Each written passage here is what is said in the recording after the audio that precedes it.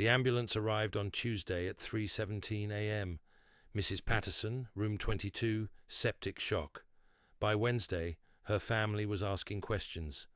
By Friday, they'd requested 8 months of medical records and hired an attorney. But it started 3 weeks earlier, when Helen Thornton heard something that made her blood run cold. Her daughter never visits anyway. Sepsis didn't happen overnight. Helen knew that. 42 years in the ER had taught her to read the signs, the subtle confusion, the rapid breathing, the skin changes that came before crisis. She'd seen Mrs. Patterson declining for weeks, mentioned it twice to the floor nurse, was told not to worry, that they were monitoring the situation. They weren't monitoring anything. They were understaffed, overwhelmed, and cutting corners. And Helen had watched a preventable infection become a life-threatening emergency because no one was paying attention, because families weren't watching, because residents like her, quiet, polite, cooperative, were easy to ignore. She'd stayed quiet for 18 months, smiled at medication time, accepted the institutional beige, the lukewarm meals, the loneliness. But watching Mrs. Patterson nearly die from neglect had changed something. Some lines couldn't be uncrossed. Don't forget to subscribe to my channel and like the video for your support. Thank you for subscribing. Helen Thornton had arrived at Meadowbrook Senior Living on a Tuesday in March, 18 months before everything changed. 73 years old, silver hair cut practical and short, wire-rimmed glasses that had seen 42 years of emergency room chaos, her hands still steady despite the arthritis beginning to curl her knuckles. Her daughter Linda had helped her move in, unpacking the modest belongings into room 24. Photographs of grandchildren, a worn copy of Gray's Anatomy from nursing school, the retirement plaque from County General Hospital that read, in recognition of 4 decades of dedicated service. "It's nice, Mom," Linda had said, arranging frames on the narrow dresser. "Clean, safe, you'll make friends." Helen had nodded, smiled, said nothing about how the hallway smelled of industrial disinfectant, trying to mask something underneath, how the beige walls seemed designed to erase personality rather than comfort it, how the nurse who'd processed her intake had looked at her chart, not her face, and called her Helen, with the casual familiarity reserved for children and the diminished. The first weeks passed in institutional rhythm. Breakfast at 7:30 a.m., scrambled eggs that tasted of steam tables, coffee weak enough to see through. Morning activities in the common room where a rotation of well-meaning volunteers led exercises Helen could do in her sleep. Lunch at noon. The afternoon stretch of empty hours when families worked, and residents sat in chairs arranged against walls, pretending to watch television, pretending not to notice the loneliness. Dinner at 5 p.m., medications. At 8:12 p.m., lights out by 9:30 p.m., though Helen rarely slept before midnight. Room 24 had a window that faced the parking lot. Helen spent those early months learning the patterns.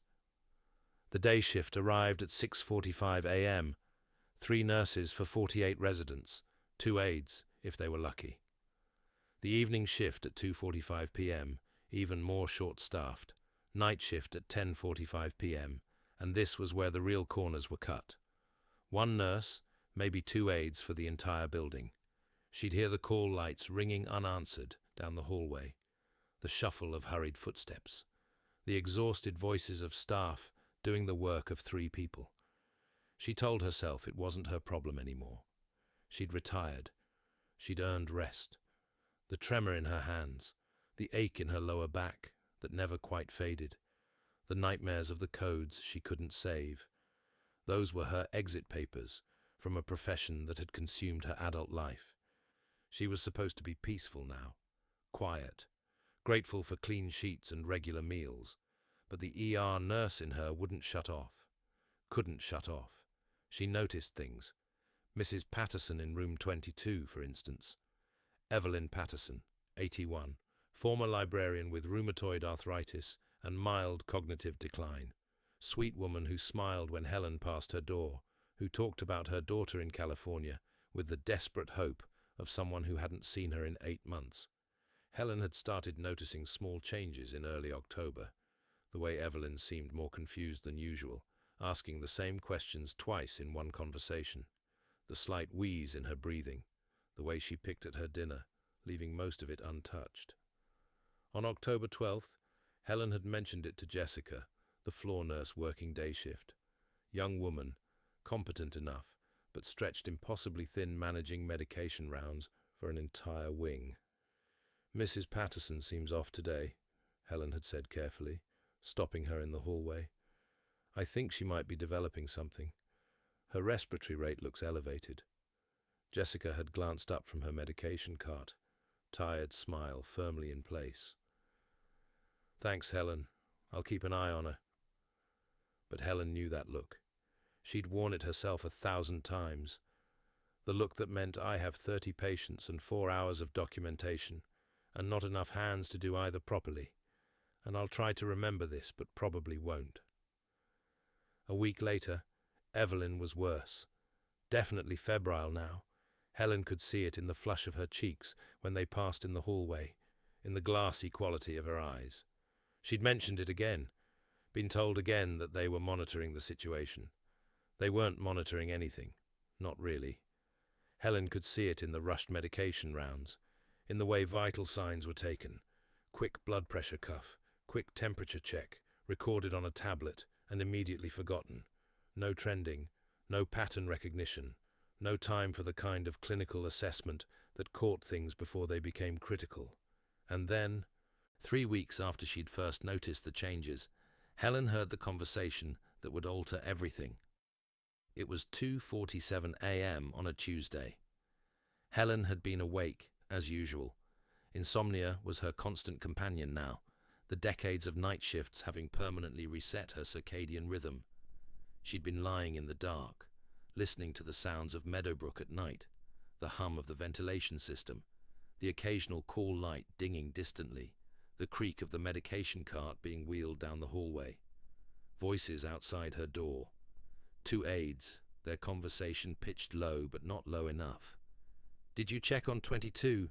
The first voice, young, female. "Not yet. I'll get to her." The second voice, equally young, equally exhausted. "Her daughter never visits anyway." The words hung in the hallway. Casual, dismissive. The kind of thing said without malice. Just exhausted pragmatism from staff who had too many tasks and not enough time. A shortcut justified because who would know the difference? Helen knew the difference. She lay in the dark, hands clenched on the thin blanket, and felt something ignite in her chest that she hadn't felt in years.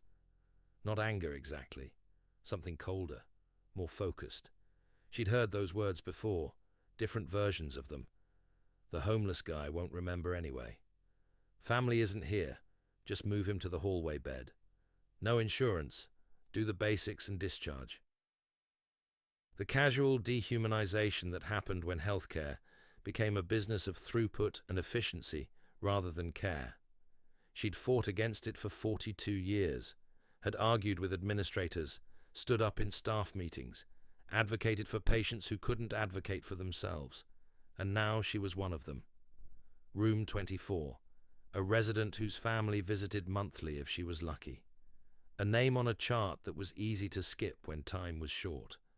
But Evelyn Patterson's daughter might not visit, and that didn't mean Evelyn deserved to be ignored. Didn't mean the infection clearly brewing in her system should be left unchecked. Didn't mean her vitals could be guessed at instead of measured. Helen got out of bed. The linoleum floor was cold against her feet, even through her slippers. She put on her robe, soft blue terry cloth, practical, warm, and opened her door just enough to peer into the hallway. Both aides had moved on. The medication cart sat outside room 18, unattended. The hallway was empty, fluorescent lights buzzing overhead, creating that institutional twilight that existed in hospitals and nursing homes. Neither day nor night, but some liminal space between. Helen walked quietly to room 22. The door was ajar. She could see Evelyn in her bed, blanket pulled up to her chin, eyes closed but her breathing rapid and shallow. Helen didn't need to touch her to know she was running a fever. Didn't need a stethoscope to hear the congestion in her lungs. Early sepsis. Maybe pneumonia as the source. Definitely declining. Definitely needing intervention beyond, "We'll keep an eye on her." Helen returned to her room, sat on the edge of her bed, looked at the clock. 2:53 a.m. Looked at her hands, the ones that had started 1,000 IVs, performed 1,000 assessments, caught 1,000 things that would have been missed. She thought about Linda's words when she'd moved in. "You've earned your rest, Mom. Let someone else handle things for a while." She thought about 42 years of fighting, of advocating, of being the voice for people who couldn't speak for themselves. She thought about Evelyn Patterson's daughter in California, who didn't visit, who probably had no idea her mother was sliding toward crisis, while staff marked her vitals as stable without checking them. And Helen Thornton made a decision. Some things didn't retire, some skills didn't shut off, and some lines, the ones between acceptable care and negligent harm, couldn't be ignored just because she was now on the other side of the bedrail. The next morning, she started documenting. Nothing dramatic, nothing that would draw attention, just a small notebook she kept in her nightstand drawer. Times, observations, patterns. October 23rd, 7:15 a.m. Day shift arrives. 2 nurses, 1 aide for entire East Wing. Medication rounds begin 45 minutes late. October 23rd, 2:47 p.m. Heard aide tell another resident their call light would be answered when we have time. Resident waited 23 minutes for bathroom assistance. October 23rd, 8:30 p.m. Mrs. Patterson, room 22, coughing heavily. Mentioned to evening nurse, told we're monitoring her. October 24th, 1:15 a.m. No rounds conducted on East Wing between midnight and 2 a.m. Could hear call lights unanswered from my room. She documented for 3 weeks. Methodical, precise. Using the same clinical eye that had served her in the ER, except now she was noting patterns of neglect instead of patterns of illness. Though in a way, they were the same thing. The facility was sick, understaffed to the point of danger, cutting corners until those corners became cliffs that patients fell off. Evelyn Patterson was getting worse. Helen could see it every day, the confusion deepening, the fever spiking, the breathing becoming more labored. And every time Helen mentioned it, she was met with the same exhausted reassurance. We're keeping an eye on her. On November 11th, at 3:17 a.m., the ambulance arrived. Helen heard the commotion from her room, the G footsteps, the radio chatter, the sound of a gurney being wheeled quickly down the hallway. She opened her door to see paramedics loading Evelyn Patterson, unconscious, onto the stretcher. Septic shock. Blood pressure through the floor. Temperature 104.2. Jessica, the day nurse who'd been called in early, stood in the hallway looking stricken. She was fine yesterday, Helen heard her say to the paramedic. Stable vitals. The paramedic, young man with kind eyes and tired face, didn't argue. Just said, sepsis doesn't happen overnight. Someone should have caught this days ago. Helen stood in her doorway, hands gripping the frame, and felt that cold focus sharpen into something harder. Someone should have caught this days ago. She'd tried. She'd reported it. She'd used her 4 decades of experience to identify exactly what was happening, and she'd been dismissed because she was a resident now, not a nurse, because her expertise had supposedly retired along with her employment. She went back into her room, closed the door, sat on her bed and opened the notebook where she'd been documenting for 3 weeks. Then she picked up her phone and called her daughter. "Mum, it's 3:30 in the morning. Are you okay?" "I need you to bring me something when you visit this weekend," Helen said. Her voice was steady, calm, the same voice she'd used in the ER when things were critical and panic helped no one. "I need the contact information for that friend of yours, the one who's a healthcare attorney." There was a pause on the other end. "Mum, what's going on?" "Someone nearly died tonight from preventable neglect," Helen said, "and I have 3 weeks of documentation proving it's not an isolated incident. I need to talk to someone who knows how to handle this correctly." Another pause. Longer. Then Linda's voice, sharper now, protective. "What happened?" Helen told her. "About Evelyn Patterson, about the understaffing, about the corners being cut, about hearing staff dismiss residents because their families didn't visit, about watching her concerns be minimized because she was a resident, not a professional, despite having more clinical experience than half the staff combined." "I thought I was done fighting," Helen said quietly. "I thought I'd earned my rest. But Mum—" She stopped, corrected herself. "Linda, I can't watch this. I can't be quiet when I see harm happening. It's not in me." "No," Linda said, and Helen could hear the smile in her voice despite the concern. "No, it never was. I'll make some calls. And Mom, I'm proud of you." Linda visited that Saturday, brought printouts of Evelyn Patterson's publicly available information, the fact that she'd been transported to County General, the same hospital where Helen had spent her career. Brought the contact information for David Chen, healthcare attorney who specialized in elder care litigation. Brought a fresh notebook, this one larger, with dated pages. "Do this right," Linda said, sitting across from her mother in the small room. "Document everything. Times, names, specific incidents. Don't put yourself at risk, but gather the evidence." "I know how to chart," Helen said dryly. "Spent 42 years doing it." She spent the next 3 weeks documenting even more carefully. Patterns of understaffing, entire shifts where one nurse was responsible for 48 residents. Medication errors she witnessed, wrong pills, wrong doses, wrong times. Call lights ignored for 30, 40, 50 minutes while residents waited in pain or distress. Vital signs that were clearly guessed at rather than measured. She could tell by the perfect, round numbers that appeared shift after shift, the kind of numbers that didn't exist in real human bodies. She talked to other residents, carefully, casually. "How was your night?" Turned into stories of waiting hours for bathroom help, of being told medication times couldn't be adjusted even when they caused distress, of family concerns being dismissed. Mr. Williams in room 31, former accountant, who'd been trying to tell his son that his pain medication wasn't being given on schedule. "They tell me I'm confused," he said sadly. "Tell my boy I'm just forgetting. But I'm not.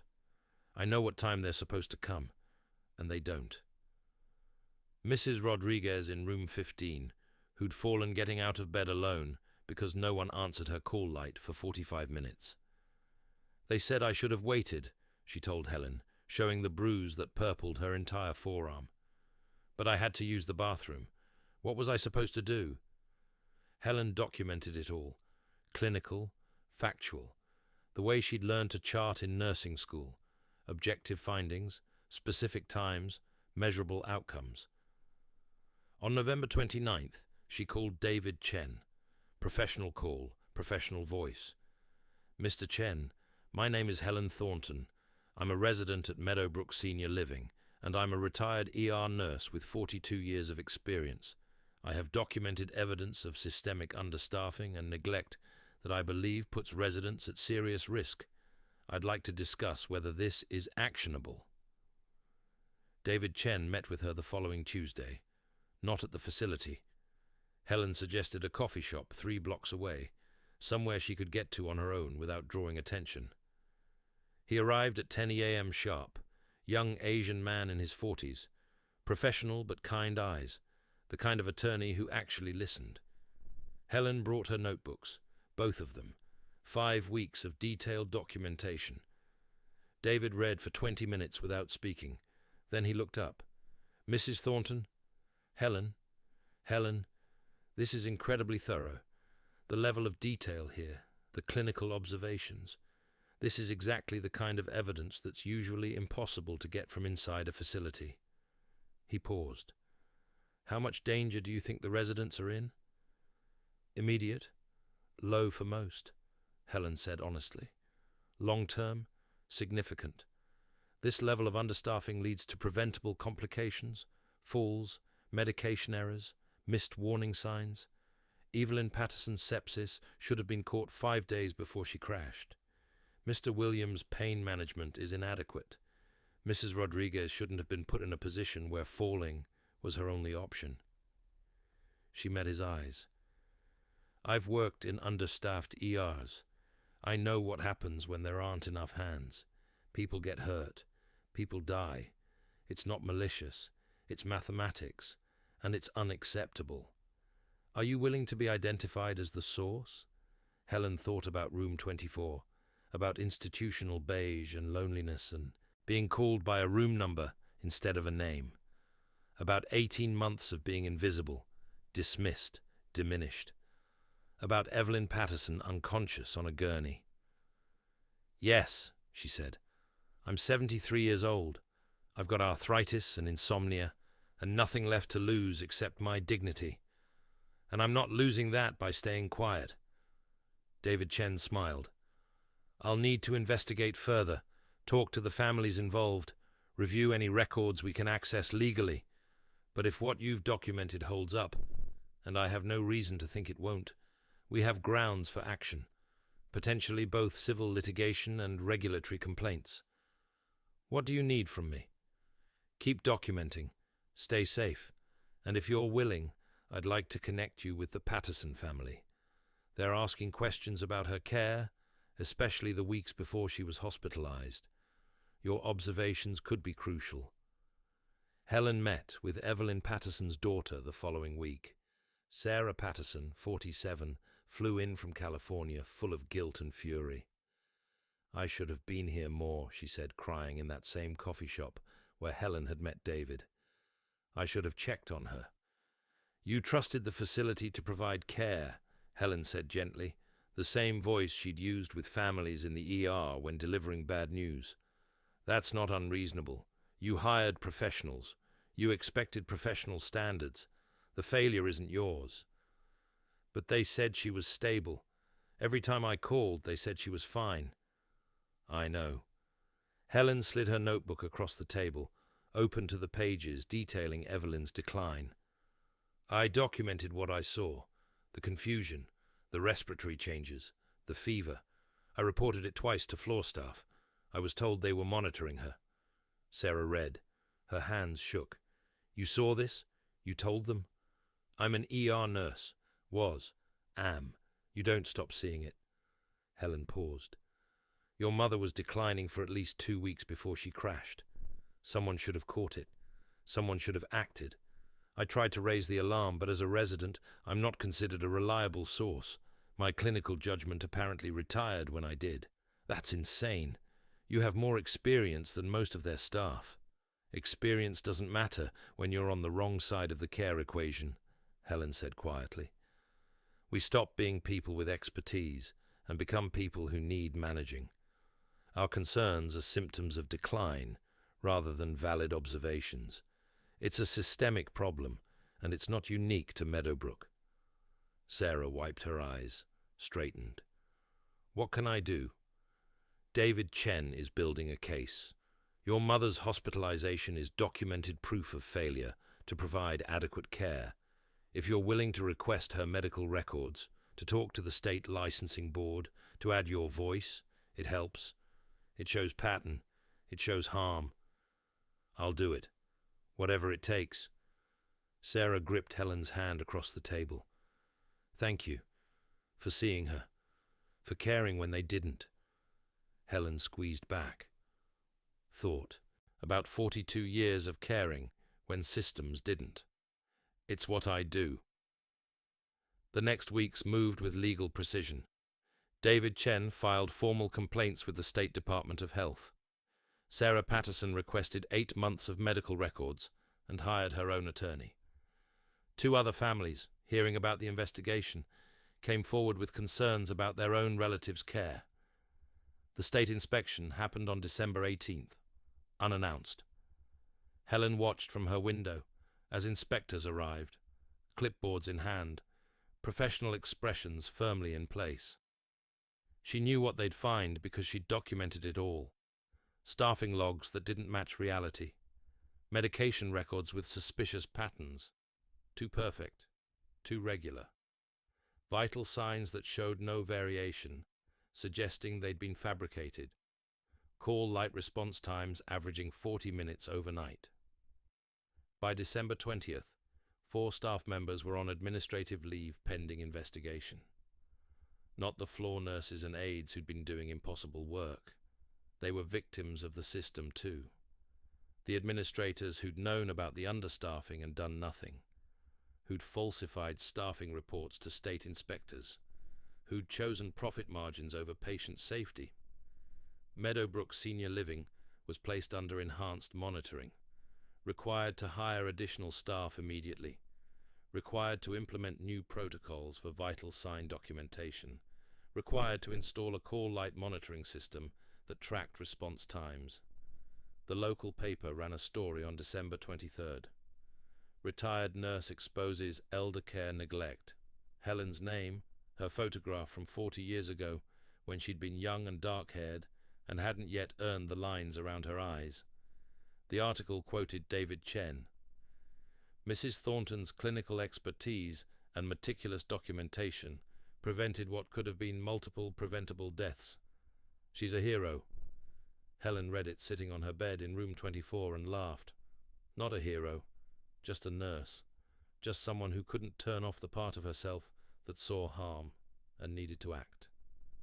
Linda visited Christmas Eve, brought cookies from Helen's favorite bakery, photographs of the grandchildren, a bottle of sparkling cider they weren't technically supposed to have in the rooms, but smuggled in anyway. "You did it, Mom," Linda said, sitting cross-legged on the floor like she had as a child. "You changed things." "I documented things," Helen corrected. "Other people changed them. Chen did the legal work. The state did the enforcement. The families demanded accountability. I just kept my eyes open. You did more than that. You could have stayed quiet. Would have been easier." Helen thought about Evelyn Patterson, who'd survived sepsis and was now recovering in a rehabilitation facility. About Mr. Williams, whose pain medication was now being administered on schedule with new oversight. About Mrs. Rodriguez and the other residents, who no longer had to wait an hour for basic care because there were finally enough staff on night shift. "No," she said quietly. "Staying quiet wasn't easier. It was just safer, and I didn't become a nurse to choose safety over care." The changes rippled through Meadowbrook slowly, like most institutional changes did. The new staff helped, more nurses, better ratios, actual accountability. The culture shifted incrementally. Residents were addressed by name more often. Call lights were answered faster. Families started asking harder questions, empowered by Helen's example. Other residents started talking to her differently. Not room 24. Helen, Mrs. Thornton, the nurse who'd spoken up, the woman who'd proven that age didn't mean powerlessness, that professional expertise didn't expire, that being a resident didn't mean accepting whatever care, or lack of care, was offered. Mr. Williams stopped her in the hallway one morning. "Thank you," he said simply. "My son believes me now. About the medication, about everything." "You deserve to be believed all along," Helen said. "That's not something to thank me for. That's basic dignity." The new year arrived. Helen was still in room 24, still watching the parking lot, still experiencing insomnia and arthritis and the weight of 73 years. Still lonely sometimes, still grieving the life she'd lived before this one, still struggling with the beige walls and institutional rhythms. But she was also still Helen Thornton, still the ER nurse who couldn't stop seeing, still the advocate who couldn't stop fighting, still the woman who understood that silence had a cost, and she was done paying it. On January 15th, she started a new project, a resident advocacy group. Nothing official, nothing that required permission. Just a monthly meeting in the common room where residents could share concerns, document patterns, support each other. where the former accountant could track medication times, the former teacher could take notes, the former social worker could identify systemic issues, where room 24 and room 31 and room 15 could become Helen and George and Maria again, could remember that they were people with expertise, with voices, with the right to be heard. David Chen visited one Tuesday to update her on the legal proceedings, sat across from her in the common room, professional briefcase open on his lap.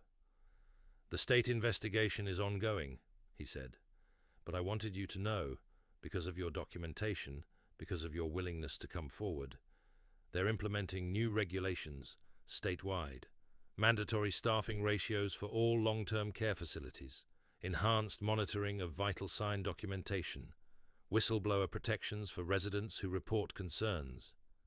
Helen absorbed this.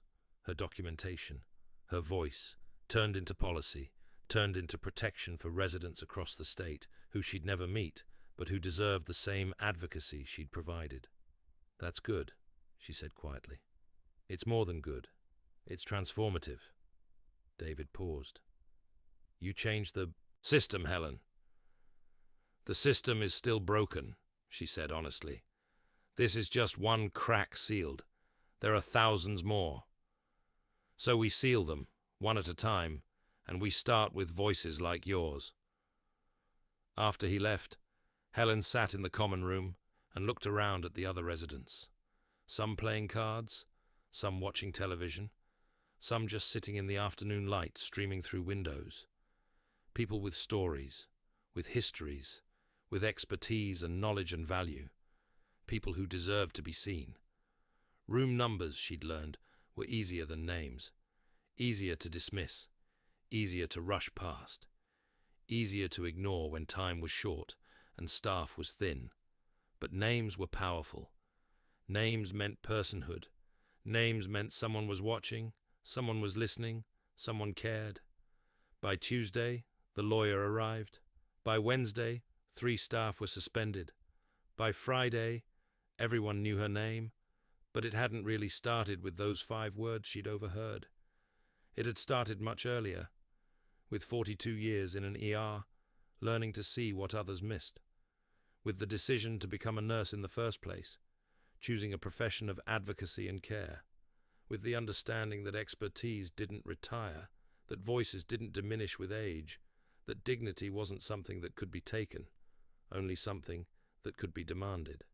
Helen Thornton was 73 years old. She lived in room 24. She had arthritis and insomnia and silver hair and wire-rimmed glasses that had seen 4 decades of emergency medicine, and she was done being invisible. The hallway still smelled of disinfectant. The walls were still institutional beige. The fluorescent lights still flickered overhead, casting their flat, timeless glow. But when the evening aide passed her door, she smiled and said, "Good evening, Mrs. Thornton. How are you today?" Not room 24, not how are we today, with that collective infantilizing pronoun. Mrs. Thornton, Helen, a person, a professional, a voice that had learned it still mattered. "I'm well, thank you," Helen said, and meant it. Some victories were quiet. Some justice came not in dramatic courtroom scenes, but in policy changes and staffing ratios and the simple act of being called by your name. Some transformations happened not overnight, but in the accumulation of small shifts. A call light answered faster, a concern taken seriously, a resident reminded that age didn't equal irrelevance. Helen Thornton had spent 42 years saving lives. She'd thought that chapter was over. She'd been wrong. It had just entered a new phase. Different setting, different stakes, same core truth. Some people couldn't stop seeing, couldn't stop caring, couldn't stop fighting for those who needed someone in their corner. And in room 24, with the parking lot view and the thin walls and the institutional beige, Helen Thornton kept her notebooks current, attended her advocacy meetings, and reminded anyone who needed reminding that professional expertise didn't retire. It just found new ways to matter.